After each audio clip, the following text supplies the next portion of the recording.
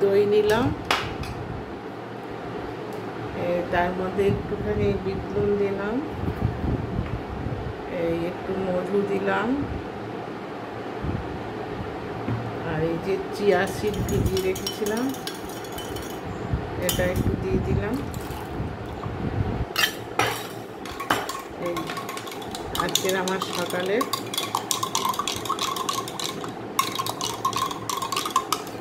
Breakfast, এটাই আজকে আমি খাবো।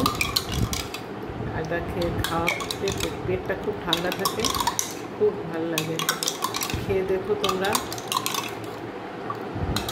এটা খেয়ে দেখো আর শেয়ার করো। একটু বিট নুন দিয়ে দিলাম।